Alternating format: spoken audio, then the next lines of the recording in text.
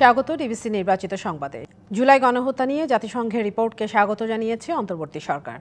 প্রধান উপদেষ্টার press wing সংবাদ সম্মেলনে আরও উল্লেখ করেছে, গেল 15 বছরে দেশে গুম, খুন ও হত্যার মাস্টারমাইন্ড শেখ হাসিনা। জড়িতদের কাউকেই ছাড় দেয়া হবে না। এছাড়া সারা দেশে 7 থেকে 800 আয়নাঘর আছে বলে ধারণা সরকারের। সকালে ডিজিএফআইয়ের একটি এবং র্যাবের 2টি আয়নাঘর পরিদর্শন করেন প্রধান উপদেষ্টা ডক্টর মোহাম্মদ ইউনূস। সঙ্গে ছিলেন 6 জন উপদেষ্টা, গুম কমিশন এবং গুমের শিকার হওয়া ভুক্তভোগীরা। পরে পরিদর্শন শেষে রাজধানীর ফরেন সার্ভিস একাডেমিতে সংবাদ সম্মেলন করেন প্রধান উপদেষ্টার প্রেস সচিব শফিকুল আলম। স্পটে গিয়েছেন, প্রত্যেকটা আয়নাঘর যেই লোকেশনে যতগুলো আয়নাঘর ছিল বলেন, গুম কমিশনের তথ্য অনুযায়ী সারা দেশে 600 থেকে 800 আয়নাঘর রয়েছে বলে ধারণা করা হচ্ছে। প্রতিটি আয়নাঘর খুঁজে বের করার কথা জানান তিনি। বাংলাদেশে যত আয়নাঘর আছে প্রত্যেকটা খুঁজে বের করা হবে। সোফার আমাদের কাছে গুম কমিশনের ইনভেস্টিগেশন অনুযায়ী এবং সিকিউরিটি ফোর্সে যা ইনভেস্টিগেশন করেছে, আমরা জেনেছি এটার সংখ্যা কয়েকশো, মেবি 700 থেকে 800, এবং এইটা আরো বের হচ্ছে। শেখ হাসিনার নির্দেশেই গত 15 বছর সারা দেশে গুম, খুন, হত্যা সংঘটিত হয়েছে। শেখ হাসিনা সহ যারা এসব ঘটনার সঙ্গে জড়িত তাদের সবাইকে বিচারের সম্মুখীন করবে সরকার, আর কেউই পার পাবে না বলেও হুঁশিয়ারি দেন তিনি। কাজগুলো করছি এবং এটা দিন রাত কাজ হচ্ছে।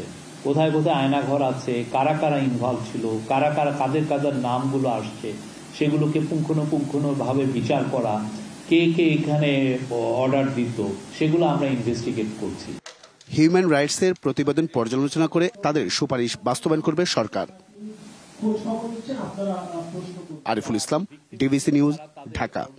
জাতিসংঘের তথ্যানুসন্ধান দলের প্রতিবেদন নিয়ে আরও বিস্তারিত জানতে চাই আমাদের সাথে সরাসরি যুক্ত হয়েছেন আন্তর্জাতিক অপরাধ ট্রাইব্যুনালের চিফ প্রসিকিউটর মোহাম্মদ তাজুল ইসলাম। জনাব তাজুল ইসলাম, আপনাকে স্বাগত জানাচ্ছি আজকে নির্বাচিত সংবাদে। আপনার কাছে প্রথমেই জানতে চাই, জাতিসংঘের এই যে প্রতিবেদন, এটা আন্তর্জাতিক অপরাধ ট্রাইব্যুনালের বিচারের ক্ষেত্রে কতটা সহায়ক হবে?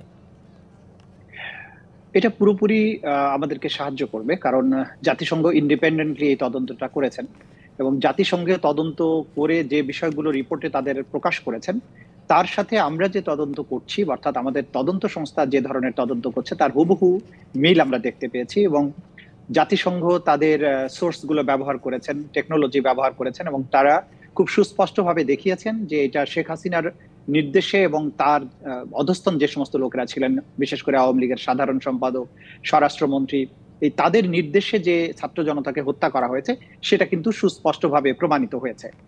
সে কারণে জাতিসংঘ যেহেতু একটি আন্তর্জাতিক সংস্থা এবং বিশ্বের সবচাইতে বড় সংস্থা এবং তারা ইন্ডিপেন্ডেন্টলি তদন্ত করেছেন, তাদের রাজনৈতিক বায়াসের কোনো সুযোগ নেই, সেই কারণে তাদের প্রকাশিত এই রিপোর্টটি আমাদের বিচার কাজে একটা এভিডেন্স হিসাবে ব্যবহৃত হবে এবং এটা অসম্ভব গুরুত্বপূর্ণ একটা ডকুমেন্ট হিসাবে আমরা ব্যবহার করতে পারবো বলে আমরা মনে করছি। জি, জনাব তাজুল ইসলাম, এই বিচারে আন্তর্জাতিক অপরাধ ট্রাইব্যুনাল কোন বিষয়টিকে বা কোন কোন বিষয়কে সর্বোচ্চ অগ্রাধিকার দিয়ে কাজ করছে? আমরা এই আমাদের তদন্ত কাজে আমরা আগে যেটা করছি সেটা হচ্ছে জুলাই আগস্টে যে হত্যাকাণ্ড, ছাত্র জনতাকে যে হত্যা করা হয়েছে, এই মামলাগুলোকে আমরা প্রায়োরিটি দিয়ে তদন্ত কাজ চালাচ্ছি। আমাদের তদন্ত সংস্থা দিনরাত এটার উপরে কাজ করছেন। আমরা পাশাপাশি গত 15 বছরে যে সমস্ত গুম, বিচার বহির্ভূত হত্যা, ক্রস ফায়ার, এগুলো এটা দ্বিতীয় পর্যায়ের প্রায়োরিটি দিয়ে আমরা কাজ করছি। বাকি বিষয়গুলো নিয়ে আমরা এখনো কাজ শুরু করিনি। সুতরাং আমাদের প্রায়োরিটি হচ্ছে জুলাই আগস্ট মাসে আমাদের ছাত্র জনতার উপরে যে ম্যাসাকারটা হয়েছে এবং অসংখ্য ছাত্র ছাত্রী আহত হয়েছেন এবং প্রায় 1,500 থেকে 2,000 যারা শহীদ হয়েছেন, নিহত হয়েছেন, এই ক্ষেত্রে যে সমস্ত মানুষ ইনভলভ ছিলেন, যে সমস্ত পারপিট্রেটর এই অপরাধগুলো করেছেন, এটা আমরা দেখেছি। এগুলোর এভিডেন্স আমাদের কাছে এসেছে, আমরা ফরেনসিক করছি সেই এভিডেন্সগুলোর এবং আমরা বিভিন্ন মাধ্যম থেকে, ধরুন কল রেকর্ড থেকে শুরু করে ভিডিও ফুটেজ, সিসিটিভি ফুটেজ, এগুলোর থেকে আমরা নিশ্চিত হয়েছি যে এগুলো সবগুলোর প্রধান নির্দেশদাতা ছিলেন শেখ হাসিনা এবং পরবর্তীতে আওয়ামী লীগের সাধারণ সম্পাদক এবং স্বরাষ্ট্রমন্ত্রী, তাদের কমান্ড রেসপন্সিবিলিটিতে, সুপিরিয়র রেসপন্সিবিলিটিতেই এই কাজগুলো হয়েছে। তো মোটা দাগে আমাদের কাছে যে প্রাপ্ত তথ্য এবং জাতিসংঘ আজকে যে রিপোর্টটা প্রকাশ করলেন তার মধ্যে আসলে মৌলিকভাবে কোনো পার্থক্য নেই এবং একই ধরনের কথা তারা বলেছেন। হিউম্যান রাইটস ওয়াচের প্রতিবেদন, জাতিসংঘের প্রতিবেদন, অধিকার বাংলাদেশের যে মানবাধিকার সংগঠন তাদের প্রতিবেদন, সবগুলো কিন্তু মোটা দাগে একই কথা বলেছেন, যেটা সত্য সেটাই তারা প্রকাশ করেছেন। এই সবগুলো রিপোর্ট আমাদের তদন্তের জন্য একটা অমূল্য ডকুমেন্ট হিসেবে আমরা বিবেচনা করব এবং এগুলো আমাদের তদন্ত কাজকে এগিয়ে দিয়েছে বলে আমরা বিশ্বাস করি। তার মানে আন্তর্জাতিক অপরাধ ট্রাইব্যুনালের তদন্ত সংস্থার তদন্তের সাথে জাতিসংঘের যে তদন্ত প্রতিবেদন সেটার বেশ খানিকটা মিল রয়েছে, আপনি যেটা বলছেন, বা অনেকখানি মিল রয়েছে। মানবাধিকার লঙ্ঘনের দায়ে যারা জড়িত তাদের সর্বোচ্চ শাস্তি কি হতে পারে? দেখুন, শাস্তির ব্যাপারটা কিন্তু আমাদের আইনে সুস্পষ্টভাবেই আছে। বাংলাদেশের প্রচলিত যে দণ্ডবিধি আছে সেখানে মৃত্যুদণ্ড, যাবজ্জীবন কারাদণ্ড এগুলো আছে যদি কেউ মার্ডার করে বা অ্যাটেম্পট টু মার্ডার করতে যায় এরকম। আর যেখানে মানবতা বিরোধী অপরাধ, যেটা 1973 সালের ক্রাইমস ট্রাইব্যুনাল অ্যাক্ট, সেখানে কিন্তু মৃত্যুদণ্ড এবং অন্যান্য দণ্ড যেটা বাংলাদেশের সাধারণ ফৌজদারি আইনে আছে সেই সবগুলো শাস্তির ব্যবস্থাই কিন্তু সেখানে আছে।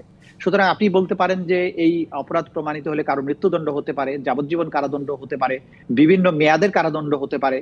এবং সর্বশেষ আইনের যেটা সংশোধনী হয়েছে সেখানে কিন্তু এই অপরাধীর কাছ থেকে ক্ষতিপূরণ বাবদ অথবা তার গ্রেপ্তার নিশ্চিত করার জন্য তার যে সম্পদ আছে, অ্যাসেটস আছে, সেগুলো কিন্তু কনফিসকেট করার, বাজেয়াপ্ত করার ক্ষমতাও আমাদের এই ট্রাইব্যুনালকে দেওয়া হয়েছে। সুতরাং একদিকে যেমন শাস্তি দেওয়া যাবে, পাশাপাশি জরিমানা করা যাবে এবং তার সম্পদকেও বাজেয়াপ্ত করা যাবে। এই ধরনের ব্যবস্থা আমাদের আইনে রয়ে গেছে। ধন্যবাদ মোহাম্মদ তাজুল ইসলাম আজকে আমাদের সঙ্গে যোগ দেওয়ার জন্য। আপনাকেও ধন্যবাদ। সব ক্ষেত্রে আইয়ামে জাহিলিয়া প্রতিষ্ঠা করেছিল শেখ হাসিনার আওয়ামী লীগ সরকার। গণমাধ্যমের প্রতিনিধি ও ভুক্তভোগীদের নিয়ে আয়নাঘর দেখতে গিয়ে কথা বলেছেন প্রধান উপদেষ্টা ডক্টর মোহাম্মদ ইউনূস। প্রমাণ যাতে নষ্ট না হয়, নির্যাতনের কক্ষগুলো সিলগালা করার নির্দেশ দিয়ে তিনি বলেন, আয়নাঘরের সঙ্গে জড়িত সবার বিচার হবে।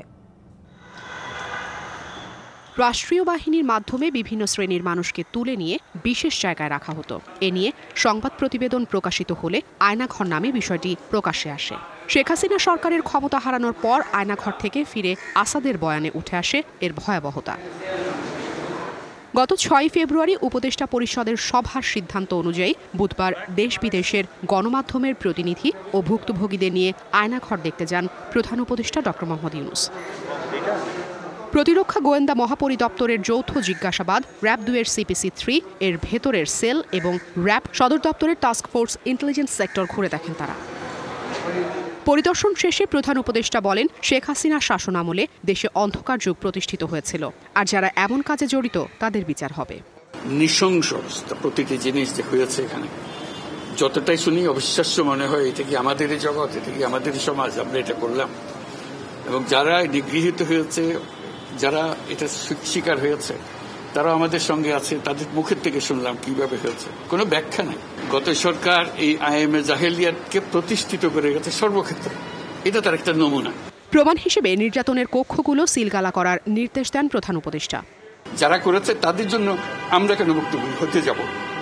তাদের সে বিচার করবো, জনসাধারণ বলবো যে এটা উচিত বিচার হয়েছে, তখন আমরা এটার থেকে মুক্তি পাবো। এইগুলো সব এভিডেন্স, যা যা আমরা দেখলাম, এভিডেন্সগুলো সিলগালা করে রাখা হবে যাতে করে কেউ বিনষ্ট করতে না পারে, বিচারের কাছে যেহেতু এটা প্রমাণ হিসেবে ব্যবহার করতে পারে। এর আগে 19 জানুয়ারি প্রধান উপদেষ্টার সাথে বৈঠকে গুমের ঘটনায় তদন্তের অগ্রগতি সম্পর্কে জানায় গুম সংক্রান্ত তদন্ত commission. Afrin Anwar, DBC news, Dhaka. Aynaghor নিয়ে আরও বিস্তারিত জানতে চাই, আমাদের সাথে সরাসরি যুক্ত হয়েছেন আয়নাঘরের ভুক্তভোগী অবসরপ্রাপ্ত কর্নেল হাসিনুর রহমান। কর্নেল হাসিনুর রহমান, আপনাকে স্বাগত জানাচ্ছি আমাদের আজকে নির্বাচিত সংবাদে। আপনার কাছ থেকে আমি শুরুতে যেটা জানতে চাইবো যে আমরা তো জানি যে আপনি গুমের শিকার হয়েছিলেন, কবে, কোথা থেকে আপনাকে তুলে নেওয়া হয়েছিল এবং কারা আপনাকে তুলে নিয়েছিল? আপা আসসালামু আলাইকুম। আমাকে অনুষ্ঠান ডাকার জন্য আমি গর্বিত। আমাকে গুম করা হয়েছিল মিরপুর ডিএইচএস থেকে রাত 10টার সময়। এটা হলো 8ই আগস্ট 2018। 1 বছর 16 মাস আমি ডিজিএফআই এর আয়নাঘরে বন্দী ছিলাম এবং আমি ফেরত আসি 22 ফেব্রুয়ারি 2020। জি, কর্নেল হাসিনুর রহমান, একটা ব্যাপার যে মানে আপনার বিরুদ্ধে সুনির্দিষ্ট কোনো অভিযোগ ছিল কিনা যারা আপনাকে তুলে নিয়ে গেছে, আর যারা নিয়ে গেছিল তারা আপনার কাছে কিছু জানতে চেয়েছিল কিনা? আমার কাছে জানতে চায়, আপনারা তো জানেন আমি চাকরিরত অবস্থায় একবার গুম হয়েছিলাম। ওই গুমের যে তথ্যগুলি ছিল, যে কারণে গুম করা হয়েছিল, সেটা ভুয়া তথ্য ছিল। ওটা তৎকালীন প্রধানমন্ত্রীকে জানানো হয় নাই। আর যেহেতু আমি মুখ ফুসে ওটা বলে ফেলতে পারি, মূলত সেজন্য আমাকে গুম করা হয়। তাছাড়া আমি চরমভাবে অ্যান্টি ইন্ডিয়ান সরকারের বিপক্ষের লোক। এটাই ছিল মূল কারণ আসলে বলতে গেলে। আর ওই সময় আমি বেশি সোচ্চার ছিলাম খালেদা জিয়াকে ক্যান্টনমেন্ট থেকে বের করে দেওয়ার জন্য। একই সাথে বিডিআর যে হত্যা হয়, সেই হত্যার জন্য প্রতিবাদী কণ্ঠ ছিলাম। আমি ছিলাম এই আয়নাঘরে। এখানে আমি প্রথম আসলে 20 সালে বের হয়ে আমি প্রথমে যোগাযোগ করি কিভাবে ছিনে নিয়ে আসা যায় এই আয়নাঘর থেকে লোকদেরকে। অনেক চেষ্টা করি। মেজর দেলোয়ার আছেন বিদেশে, উনি জানেন। তারপরে আমি আল জাজিরাকে 21 সালে জানাই। দীর্ঘদিন অপেক্ষা করি, 1 বছর প্লাস, কিন্তু তারা প্রচার করে না। পরবর্তীতে নেত্রনীতির মাধ্যমে আমি পুরো বিশ্ববাসী জানতে সক্ষম হয়েছি যে আয়নাগর এই জায়গাটায় আছে, যেটা আমি করি আপনার 14ই আগস্ট 22 সালে। এমন সবাই আমার কথা তো বিশ্বাস করতেই হবে, আমি ওইভাবেই প্রমাণ দিয়েই বলেছি। আলটিমেটলি সেটা প্রতিষ্ঠিত হয়েছে।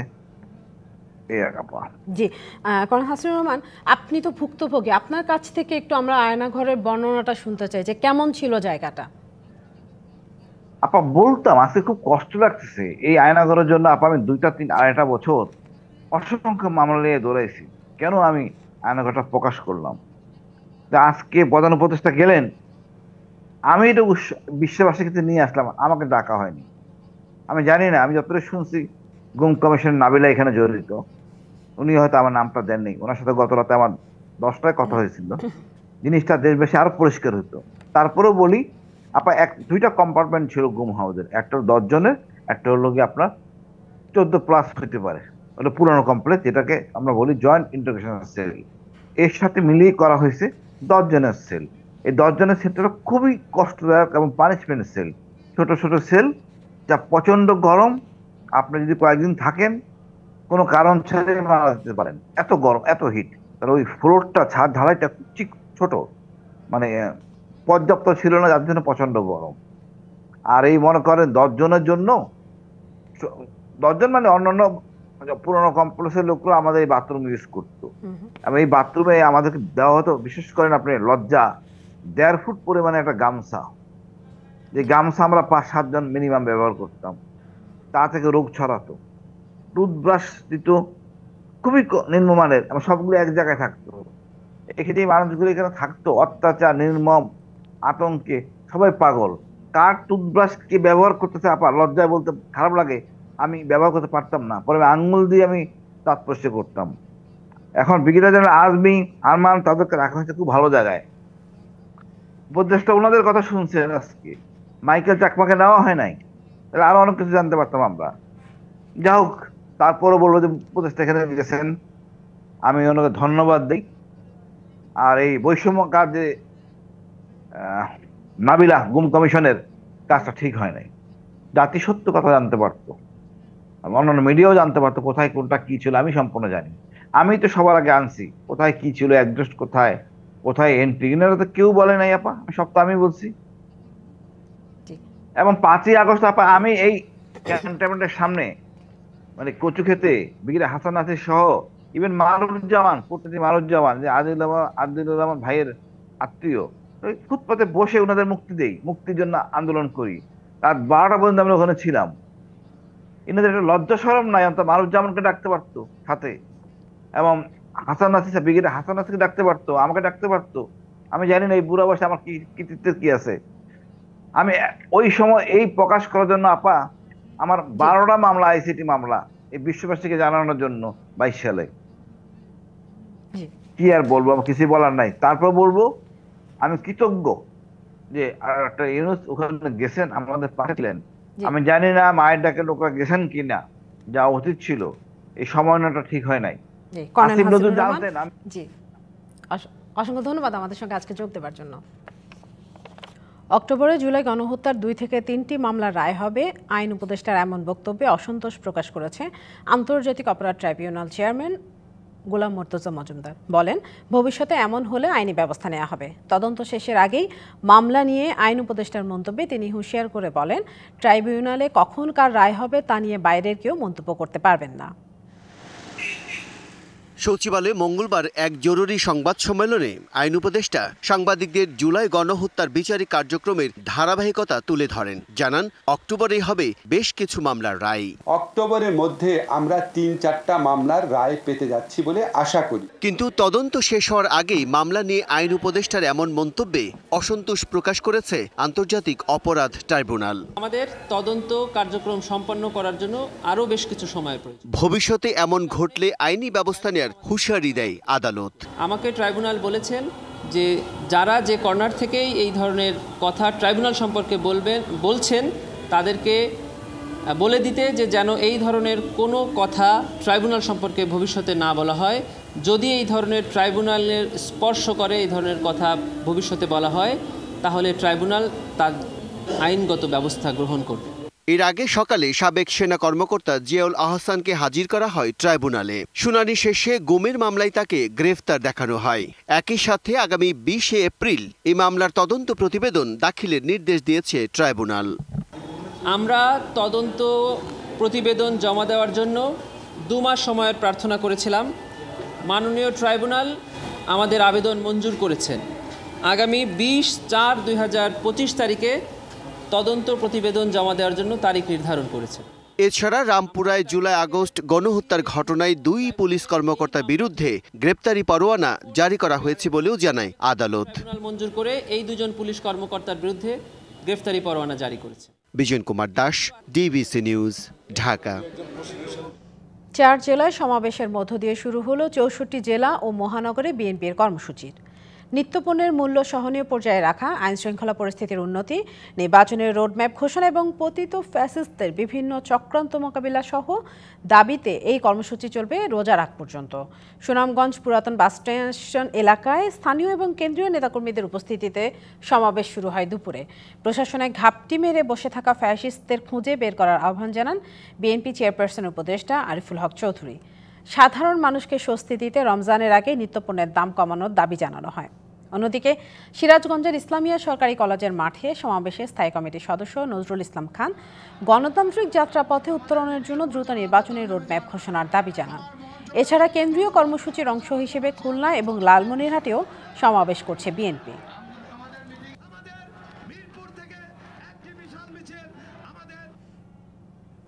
সংযুক্ত আরব আমিরাত সরকারের আমন্ত্রণে ওয়ার্ল্ড সামিটে যোগদানের পাশাপাশি দেশটির শীর্ষ পর্যায়ে কর্মকর্তাদের সাথে বৈঠক করবেন প্রধান উপদেষ্টা। তার এই সফরে 2 দেশের কূটনীতিক, অর্থনৈতিক, শ্রমবাজার সম্প্রসারণ সহ দ্বিপাক্ষিক সম্পর্ক জোরদারে ভূমিকা রাখবে বলে মনে করছেন অভিবাসন বিশেষজ্ঞরা। আর জনশক্তি রপ্তানিকারকদের সংগঠন বায়রা বলছে, ভিসা সহজীকরণ সহ নানা ইস্যুতে আলোচনা 2 দেশের সম্পর্ক অনন্য এক উচ্চতায় নিয়ে যাবে। গেল 28 আগস্ট প্রধান উপদেষ্টা ডক্টর মোহাম্মদ ইউনুসকে টেলিফোন করে অভিনন্দন জানান সংযুক্ত আরব আমিরাতের প্রেসিডেন্ট শেখ মোহাম্মদ বিন জায়েদ আল নাহিয়ান। তার আগে কোটা সংস্কার আন্দোলনে শিক্ষার্থীদের প্রতি সমর্থন জানিয়ে 19 জুলাই বিক্ষোভ মিছিল বের করে সংযুক্ত আরব আমিরাতে কাজ করতে যাওয়া প্রবাসী বাংলাদেশিরা। এই ঘটনায় দেশটির ফেডারেল আদালতে দোষী সাব্যস্ত হয়ে সাজাপ্রাপ্ত 57 জন বাংলাদেশি। তাদের মুক্তি দিতে প্রধান উপদেষ্টা টেলিফোন করেন দেশটির প্রেসিডেন্ট শেখ মোহাম্মদ বিন জায়েদ আল নাহিয়ানকে। ক্ষমা পেয়ে দেশে ফেরেন তাদের সবাই। প্রধান উপদেষ্টার এই সফরে জনশক্তি রপ্তানির পাশাপাশি দ্বিপাক্ষিক সম্পর্ক আরও জোরদার করা হবে বলে আশা করেন অভিবাসন বিশেষজ্ঞরা। আমরা আশা করব যে আমাদের যেহেতু সামগ্রিকভাবে দ্বিপাক্ষিক সম্পর্ক ভালো, সেটাকে পুঁজি করে আমাদের শ্রমবাজারকে আরও সামনের দিকে এগিয়ে নিয়ে যাওয়ার ক্ষেত্রে একটা বড় ভূমিকা। বাংলাদেশ থেকে যান মধ্যপ্রাচ্যের বিভিন্ন দেশে, সংযুক্ত আরব আমিরাত সহ অনেক সময়ই তাদের বৈধতা নিয়ে কিছু প্রশ্ন আসে। কেন এইসব ব্যাপারে যদি নিয়মতান্ত্রিক কোনো জটিলতা থাকে, সেটার ব্যাপারে সমাধান করার একটি জায়গা। আর জনশক্তি রপ্তানিকারকদের সংগঠন বায়রা বলছে তাদের বৈঠকে শ্রমবাজার সম্প্রসারণ সহ বিভিন্ন সংকট সমাধানের পথ সুগম করবে। ইউএই আমাদের শুধু একটা জনশক্তির বড় মার্কেট না, আমাদের অনেক বাংলাদেশি ওই দেশে সফলভাবে ব্যবসা বাণিজ্য করতেছে। ওনার এই সফরে আমাদের বাংলাদেশিদের ওখানে ব্যবসা বাণিজ্যের প্রসার ঘটবে এবং আমাদের শ্রম মার্কেটটা আরও অত্যন্ত শক্তিশালী হবে, যার ফলে একদিকে আমাদের কর্মসংস্থান হবে, ফরেন রেমিটেন্স আসবে। এখন পর্যন্ত 26,28,000 বেশি বাংলাদেশি কর্মী গেছে দেশটিতে। Mahmudul Hasan Nazim, DBC news, Dhaka. Champions ট্রফিতে সাকিব তামিমদের মিস করতে চান না অধিনায়ক নাজমুল হোসেন শান্ত। টাইগার ক্যাপ্টেন বললেন, ব্যক্তি বিশেষে পারফরম্যান্স নয়, টিম গেম দিয়ে নিজেদের সামর্থ্য প্রমাণ করতে চান, আর সেই লড়াইয়ে মুশফিক রিয়াদদের অভিজ্ঞতা কাজে লাগানোর পরিকল্পনার কথাও বললেন শান্ত। 1998 সালে আইসিসি চ্যাম্পিয়ন্স ট্রফির জন্ম। 2002 সালের তৃতীয় আসর থেকে অংশ নিয়ে আসছে বাংলাদেশ। 2002, 2004 ও 2017 সব মিলিয়ে 3 আসরে বাংলাদেশের হয়ে ব্যক্তিগত অর্জনের ক্ষেত্রে 4 ম্যাচে 293 রান তামিম ইকবালের, 3 ম্যাচ বেশি খেলা সাকিব আল হাসানের 271। এই দুই লিজেন্ডই থাকছেন না দলে, তবে তাদের মিস করবেন না অধিনায়ক নাজমুল হোসেন শান্ত। অনেক প্লেয়ার দিয়েছে, অবশ্যই আমরা তাকে মিস করবো, থাকলে ভালো। তো এই কোশ্চেন আপনারা এই উত্তর অনেকবার পেয়েছেন। তো আমার মনে হয় না যে একটা এত বড় টুর্নামেন্টে যাওয়ার আগে আবার এই প্রসঙ্গে কথাটা বলাটা যৌক্তিক হবে।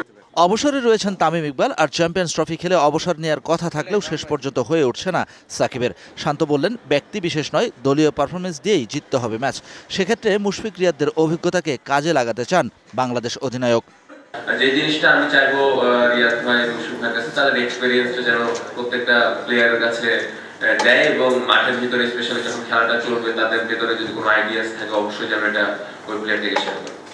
আসলে চ্যাম্পিয়ন্স ট্রফি প্রসঙ্গে গণমাধ্যমে কথা বলতে গিয়ে অস্ট্রেলিয়ার সাবেক অধিনায়ক রিকি পন্টিং বলেছেন, বাংলাদেশের জন্য এবারের চ্যাম্পিয়ন্স ট্রফি মিশন কঠিন হবে। সেই কমেন্টসের বিপরীতে নো কমেন্টস টাইগার অধিনায়ক শান্তর। বিশ্বকাপের পর আইসিসির দ্বিতীয় বৃহত্তম আসর চ্যাম্পিয়ন্স ট্রফি, যে চ্যাম্পিয়ন্স ট্রফিতে বাংলাদেশের এখনো পর্যন্ত অর্জন সেমিফাইনাল।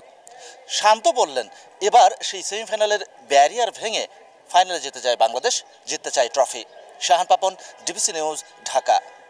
নির্বাচিত সংবাদ শেষ করব অতিথি পাখির খবর জানিয়ে। শীতের শেষ দিকে চীনে বেড়েছে অতিথি পাখির সংখ্যা। অতিরিক্ত ঠান্ডা থেকে বাঁচতে বিশ্রাম কিংবা খাবারের খোঁজে পূর্বাঞ্চলের আনহুই প্রদেশের লেক বা জলধারাগুলোতে ঝাঁকে ঝাঁকে আসছে রং বেরঙের পাখি, আর এসব পাখির কলকাকলিতে মুগ্ধ পর্যটকরা।